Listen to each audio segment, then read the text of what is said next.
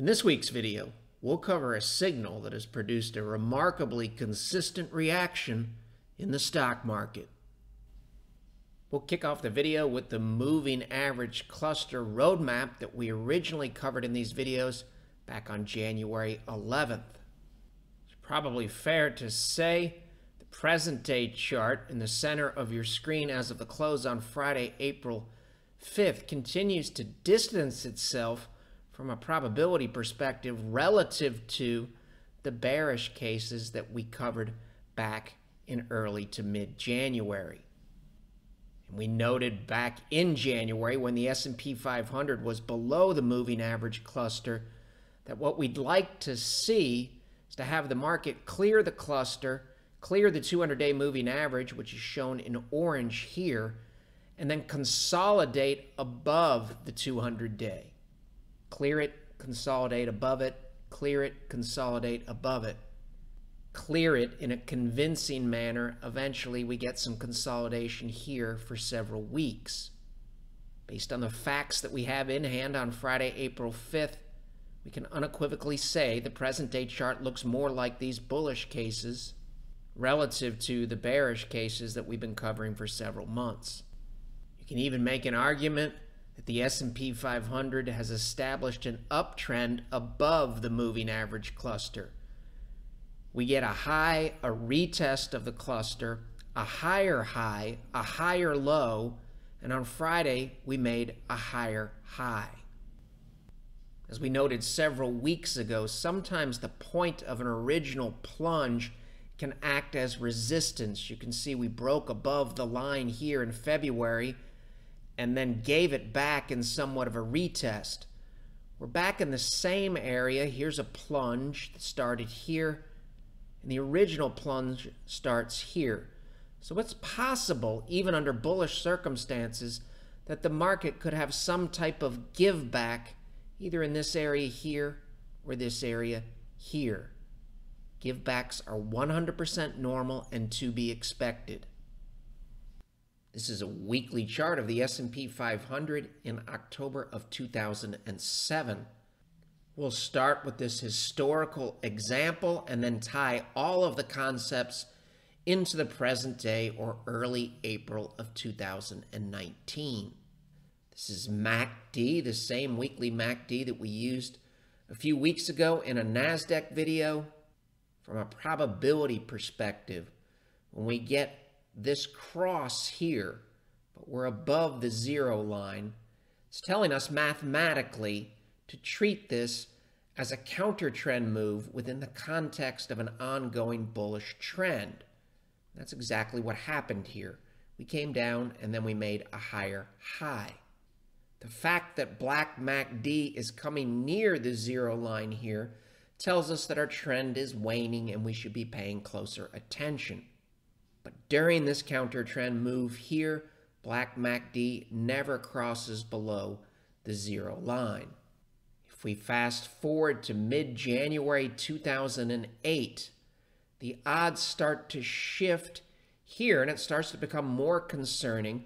Instead of holding above the zero line as it did here, MACD has now turned negative, telling us the odds are increasing that this is not a counter trend move within the context of an ongoing uptrend, but this could be the early stages of a new weekly downtrend.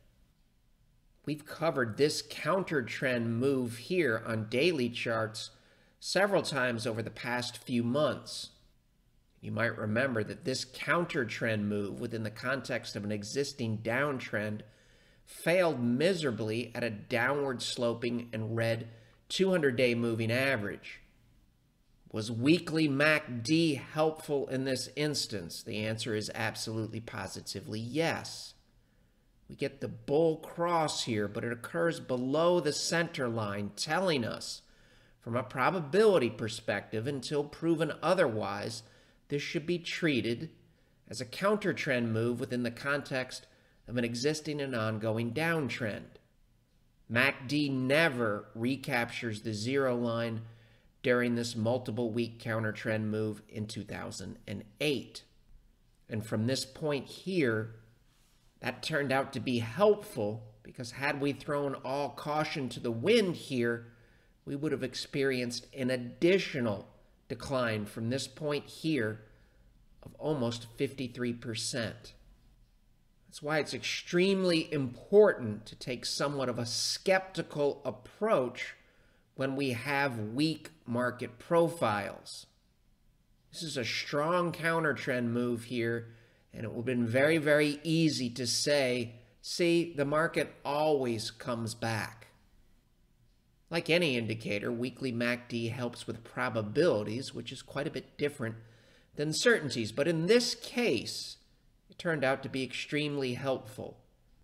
Once Black MACD crossed below the center line in December of 2007, it never recaptured the center line for the remainder of the bear market. Once again telling us this, in terms of MACD, is a counter trend move. This is a counter trend move within the context of an existing downtrend, and MACD never says treat this like a new sustainable bullish trend. We know in life and in the stock market, eventually all bad things come to an end. And on June 26, 2009, MACD finally closed in positive territory, telling us to keep an open mind about this move here possibly being the early stages of a new sustainable uptrend. And you'll also notice after this roughly 53% drop from this point here to this point here, similar to the present day, you can make an argument that we somewhat have an inverse head and shoulders pattern here, with this being our left shoulder, this being our head, and this being our right shoulder formation here. This is a really big move in the S&P 500 here that lasts several weeks. And it would have been very, very easy to feel like we've missed the rally. It's too late. What happened after MACD was able to recapture the center line on a weekly closing basis? As it turns out, it was far from too late relative to the sustainability of this rally here. The S&P 500 gained an additional 212% over the next several years. When we look at charts from 30,000 feet like this, it's very, very easy to just ignore all of this volatility, and it might give you the impression that it was easy to navigate from this point A to this point B. In the stock market, that's never really the case. Nothing's particularly easy. In fact, this here, even in the early stages of this new trend with a bullish chart pattern, this right shoulder here is a 7% give back, telling us in the present day, even if really good things happen for a long period of time, which is to be determined, give backs are always part of the equation. Thus, to refresh our memory, to allow us to tie these concepts into the present day, it turned out to be very, very helpful when weekly MACD finally dropped below the center line in December of 2007. And something very similar happened in calendar year 2018. This cross here, since we're above the center line, mathematically is treated as a counter trend move within the context of an existing uptrend. The bull cross came above the zero line here, telling us from a probability perspective that this counter trend move could be over now and we could be resuming the existing trend, and that turned out to be the case. We printed a higher high in the second half of 2018. And much like the end of 2007, eventually weekly MACD flips over and turns negative in Q4. So this look here in late 2018 is very, very similar to this look here in 2007 and early 2008. If we take the 2018 chart forward to February 15th, 2019, you can see we do have a bullish cross here with black going above red, but it occurs below the center line, telling us from a probability perspective and viewing this indicator in isolation mathematically, this should still be treated as a counter trend move within the context of an existing downtrend. In mid-February 2019, black MACD is at negative 19.85. And in the 2008 case, if we just threw all caution to the wind here, in a similar situation, that would not have worked out real well. Now, let's walk forward from February 15th in the present day and see what we can learn. This is the same chart as of the close on Thursday, April 4th, 2019. And this is the basic setup that we'll be studying from a historical perspective. Now this chart is starting to distance itself from the bear market or sustainable downtrend case. Last Friday was the 5th consecutive weekly close above the center line. So the situation or setup that we'll be looking for historically is as follows. We have a sustainable uptrend that flips over to a downtrend with weekly MACD crossing below the center line. Weekly MACD stays below the center line for at least 90 calendar days. In this instance, it was 98 calendar days. Then we retake the center line and get 5 consecutive weekly closes above. Why is all of this relevant? The fact that MACD stayed below the center line for 98 calendar days, or roughly 1/4, tells us there was enough concern in this market to get institutional money out of the stock market, and this is a relatively significant shift that occurred. This is quite a bit different than some of the historical shifts where weekly MACD might drop below the center line for 1 week or 2 weeks. This is a market that has serious fundamental concerns. And the fact that the barge was able to reverse itself and do so in a way where we got 5 consecutive weekly closes above the center line tells us that something fundamentally over here that was concerning has most likely now been addressed. And as we've discussed in the past, this type of shift is never based on one factor, but the number one factor most likely is the Federal Reserve. And if you're watching these videos, do we make decisions based on history? Absolutely, positively, no. We make decisions based on the facts in front of us today. We study history because it helps us understand the facts in front of us today. Thus, everything we're looking at here on the screen, that all sounds great. But historically, was there any significance to it? Is it useful? Does it tell us anything? So to answer that question, we went back and looked for the same basic setup dating back to 1950. How rare is a setup like this, or how many times has it occurred since 1950? The answer is 16 times. This is only the 17th occurrence. Question number 2. What happened next in the stock market? How does that help us in the present day? If we go back and we look at the historical cases, and the results are basically a coin flip, it basically tells us that this isn't particularly helpful in terms of assessing risk and reward in the present day.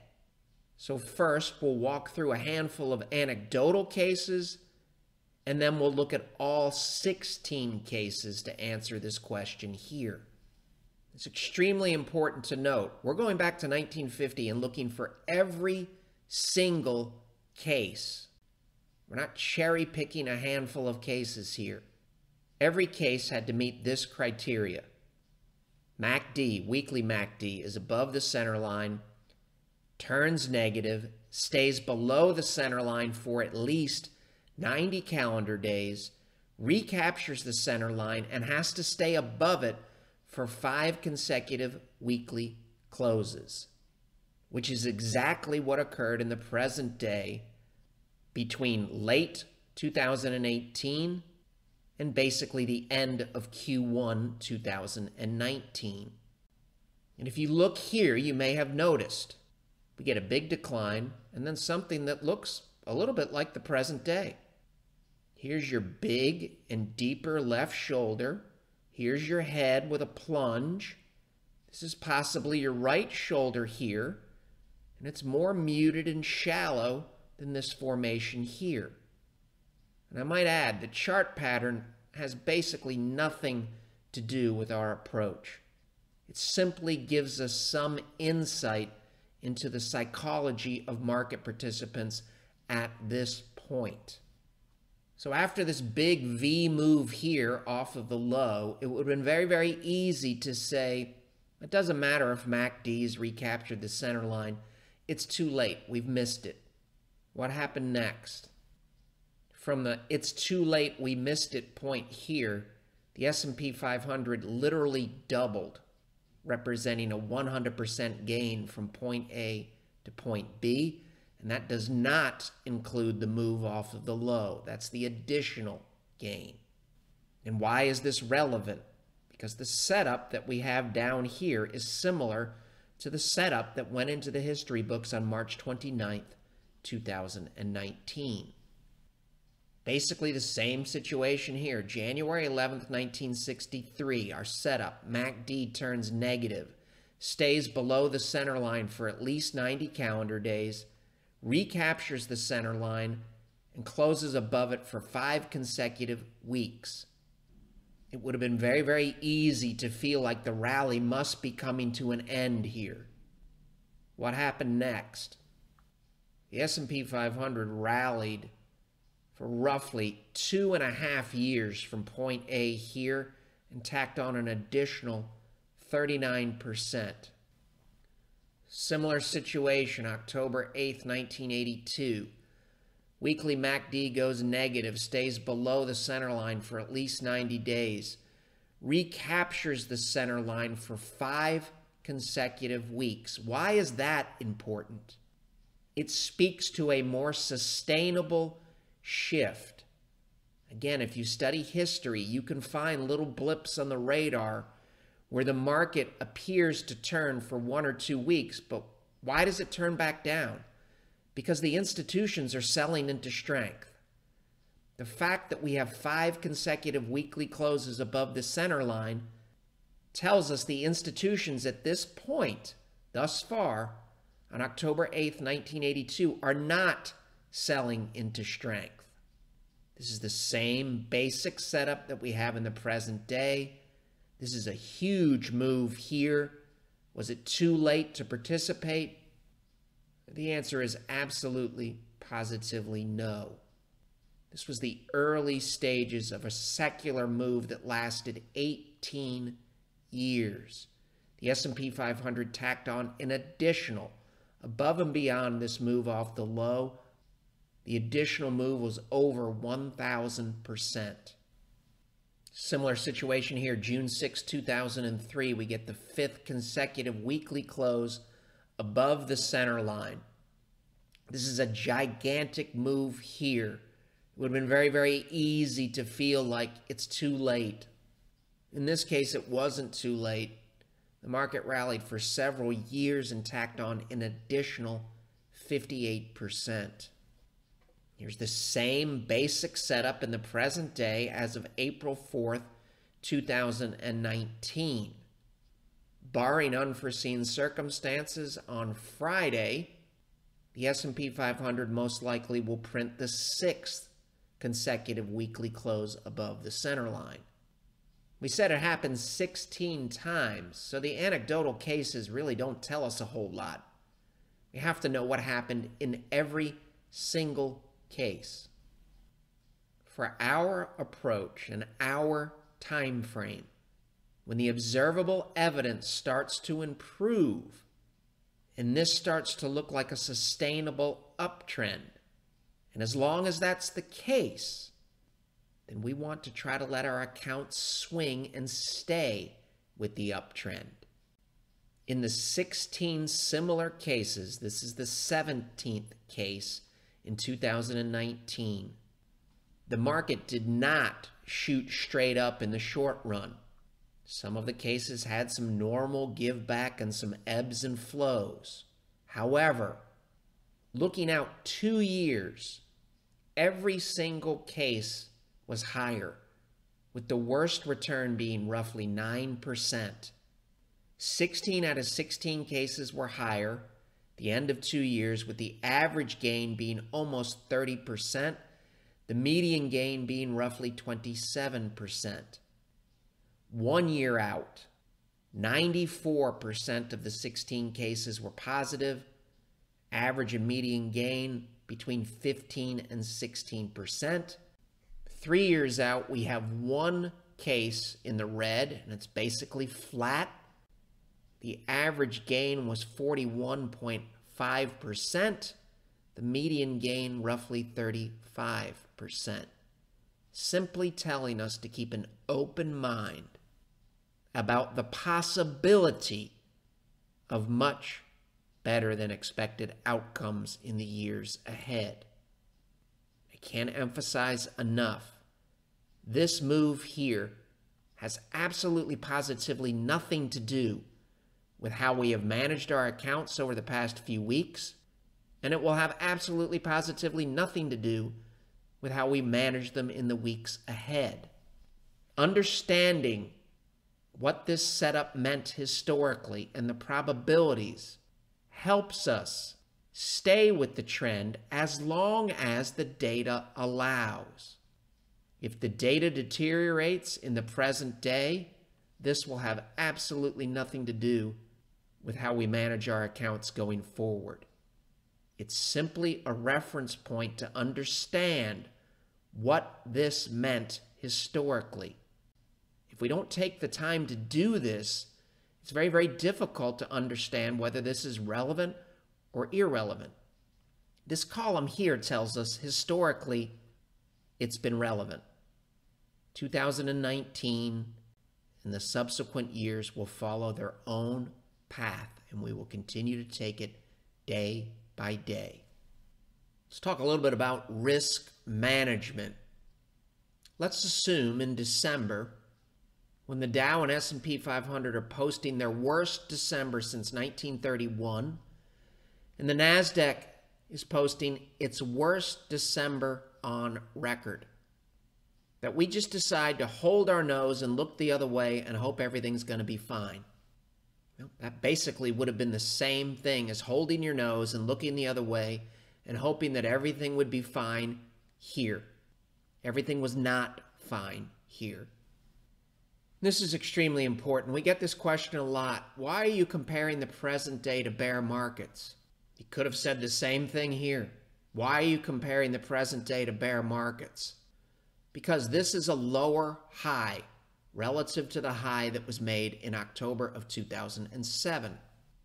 In the present day, until we exceed this high and stay above it, we don't know.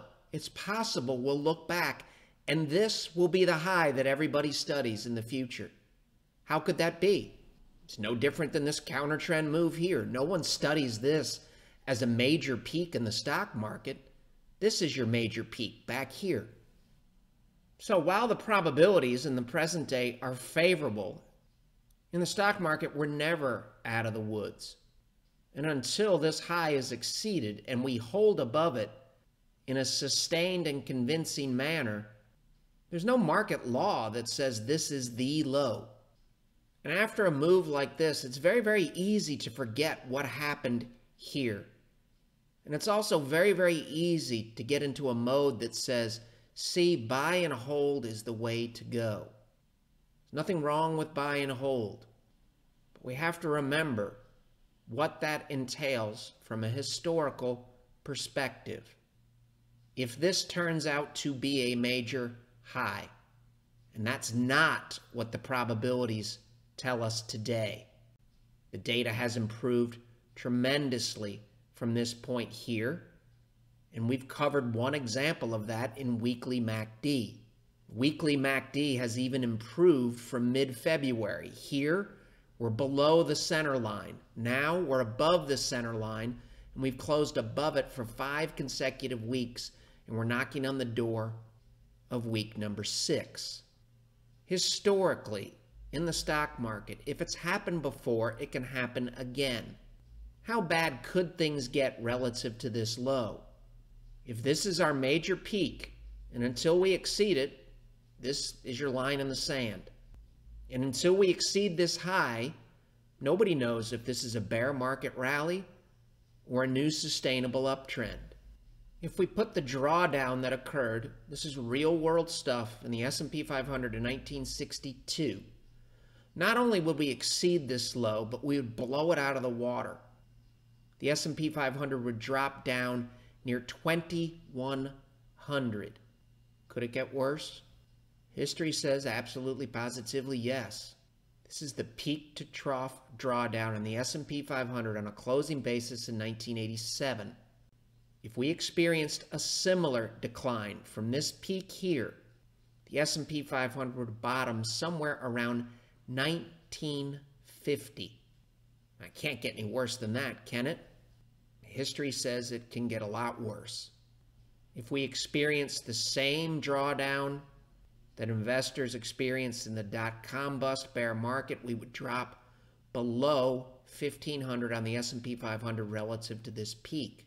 The point of the exercise is, if you never sell, then it's really only a question of time before you're going to experience a drawdown like this, this, or this. And in the present day, selling positions in this area here, frankly, looks kind of stupid right now. But in this case, it really would not have looked stupid to sell here when you're here. If you sold here, you'd have been pretty pleased here. And if you sold here, I think you would have been thrilled here. And if you sold here, you would have been ecstatic here. If we experienced the same drawdown that a hypothetical buy and hold investor experienced in the financial crisis bear market, not only would this low be taken out, but it would be destroyed. We would drop somewhere in the neighborhood of 1275 based on this high here. In this real world, this actually happened decline in the S&P 500. And if you sold here, it probably would have felt pretty good if hypothetically we experienced the same real world peak to trough decline that occurred in the Dow Jones Industrial Average after the peak in 1929. If you never have an uncle point, once again, it's really only a question of time before you experience a drawdown greater than what we experienced in Q4 of 2018. And there's no question, these are extreme examples, but they are real world examples. There's nothing hypothetical about these numbers. And they show you that markets can destroy years and years and years of gains. This level here was last seen on the S&P 500 in the late 1980s and early 1990s. And now that we've had a big rally off the low, it's very, very easy to say, well, that's never going to happen in the future. Never again. It's very, very easy to forget that we just had a mini panic. If we can get a decline like this, and we can get a decline like this, from a profile like this and a profile like this, it's much, much easier to understand in a situation where the economy starts to deteriorate in a manner that the central banks have trouble containing, that present-day human nature is really not any different than historical human nature. Greed and fear is the same today as it was in 1962, 1987, 2000, 2007, and human beings are basically the same as they were in 1929. For us and for our clients, things were going extremely well for us year to date in September of last year. And we all know that things did not go well between this point here and this point here. The question for us is not, was it rational to cut? These instances here tell you if you don't have an uncle point, again, it's only a matter of time before you experience something like this. The issue that we're addressing with the Bird Strike project is how we handled things from this point here to this point here. The concept of cutting and having an uncle point is not the problem. In a nutshell, we should have been cutting faster, allowing us to be ready to buy back here, somewhat flipping the script. And that's what the Bird Strike project is all about. Long-term trend following doesn't handle this situation very well, and frankly, it will never handle a situation like this very well. It's going to be late here, and it's going to be late here. That's a mathematical fact. And rather than taking the attitude that this was a very rare setup and it will never happen again, a more realistic approach based on history is really just the opposite. It's not a question of if something like this that will be difficult for a long-term trend following model to handle will happen again. It's just a question of how long will it take before it happens again. We said in one of these weekly videos late last year that we were going to do everything in our power to minimize the probability of something similar happening again. We're happy to report, if we fast forward roughly 90 days, we've made an incredible amount of progress on the Bird Strike project. We've marked up over 800 market slides. And if a project like this is not done properly, it would just serve to confuse you going forward, where it might appear like overkill. But it's really just the opposite. There have been 31 declines in the S&P 500 dating back to 1950 of 10% or greater. We are simply studying those 31 declines over and over and over again. And we're focusing on 3 basic concepts that will unquestionably put us in a better position to handle something like this when it inevitably occurs in some shape, form, or fashion in the future. We've done the majority of the work, and we'll be reporting in a more formal manner in a weekly video, most likely in the weeks or months ahead. Right now, it's more important for us to stay focused on the primary task at hand, which is prudently managing our accounts off of this low and making sure that the allocation that we have continues to align with the facts that we have in hand. Studies show that if you've been intently immersed in a task for a long period of time, it can be helpful to take a step back, allowing your subconscious mind to take over, which can spark ideas. Given the countless hours that we've spent on the Bird Strike project in the past 90 days, I think we've reached that logical pause point. And thus, for a very short period of time, between Monday, April 8th and Friday, April 26th, we will be accepting new clients. After April 26th, our primary focus will shift back to the Bird Strike project. And from a probability and confidence perspective, it's important to note that much of the research, if not all of it, that we've conducted over the past 3 months has been incredibly helpful, and most of it paints the same picture being painted by this week's MACD study.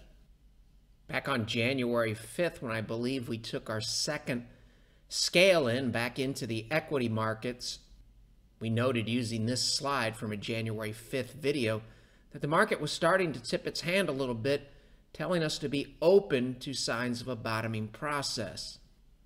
On January 5th, we also noted a shift on the weekly chart of the S&P 500 and a shift on the weekly chart of the VIX that told us to be open to better than expected outcomes in the weeks and months ahead. This chart, also presented in the first week of January, turned out to be helpful relative to keeping an open mind about the market trying to form some type of lasting bottom. And this chart is dated January 4th, but it's still constructive. You can make an argument that this is a big left shoulder. This is a head formation from a psychology perspective, and this is a shallow right shoulder here. This is a bullish breakout above the neckline that occurred in calendar year 2017. And what's taken place since then is a retest of that breakout, telling us to still keep an open mind about much better than expected outcomes in the stock market relative to the bond market in the years ahead. The longer a market goes sideways, the bigger the move that we can expect to get. Research presented on February 1st was also helpful. You might remember in that video, we noted the similarity between this bounce off of this downward sloping trend line and the one that occurred near the major low in 2016 in the S&P 500. We also performed a trend and momentum analysis in that video that said basically the same thing. Don't give up on the stock market just yet. The breadth thrust analysis posted on Short Takes on January 21st has been extremely helpful for us in terms of implementation relative to the facts in front of us in 2019. The same can be said for the unequivocally bullish probabilities from the February 19th Bollinger Band analysis and the setups covered in a February 22nd video helped us identify that January of 2019 saw something that was extremely rare, that only happened in 1954 and 1991, both extremely constructive periods for long-term investors. And thus far, the analysis presented on March 15th, showing that the trifecta signal that occurred in 2019 was only seen in 1991, another extremely constructive period for long-term investors.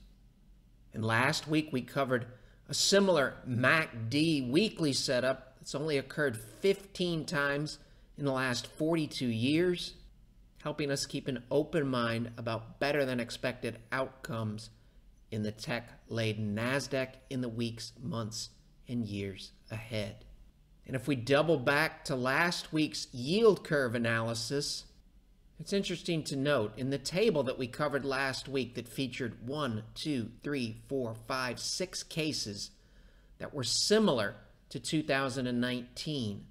Only 2 of those cases saw the stock market produce positive returns 2 weeks after the first sign of 3-month, 10-year yield curve inversion. Well, it just so happens that we're exactly 2 weeks from the 2019 first sign of yield curve inversion. Thus, do S&P 500 returns look more like this case, this case, this case, this case, or these 2 extremely constructive cases? The answer is, as of the close on Friday, April 5th, 2019, we tuck right in between these 2 cases. First 2 weeks here saw a gain of roughly 2%, in this case 6%, and in the present day, the yield curve inverted on Friday, March 22nd. Since then, the market has tacked on 3.29%, distancing itself from this case, this case, this case, and this case, at least from a short-term perspective. The Bird Strike Project is not really about changing the market model. It's about supplementing the market model's toolkit for those odd instances where markets move sharply, making it difficult for a longer-term trend-following model to react in a timely manner. And as we noted in a previous video, while there was really nothing to suggest a 20% drop from this point here, studying all of the major peaks that have occurred since 1950 tell us there are things that we can do and there are ways to supplement our toolkit to be more effective and efficient moving forward. And all of this helps us track the net aggregate opinion of all market participants, which in the end determines our account values. And everything that we've talked about in this week's video is based on the facts that we have in front of us today. If those facts change in a material way, then we'll have to reassess the probabilities. Given what we know today, it's extremely important that we keep an open mind about much better than expected outcomes, as well as the distinct and real possibility that the market could experience a significant retracement from present levels. We'll continue to take it day by day and head into next week with a flexible, unbiased, and open mind. It may also be worth a visit to the new website to see the FAQs. We've got new and expanded FAQs covering traditional investing, low-cost passive investing, and the online/robo strategies that are currently in vogue. The material in this video has no regard to the specific investment objectives, financial situation, or particular needs of any viewer. This video is presented solely for informational purposes and is not to be construed as a solicitation or offer to buy or sell any security or any related financial instruments, nor should any of the content be taken as investment advice. Any opinions expressed in this video are subject to change without notice, and Shavaco Capital Management, LLC, or CCM, is not under any obligation to update or keep current the information contained herein.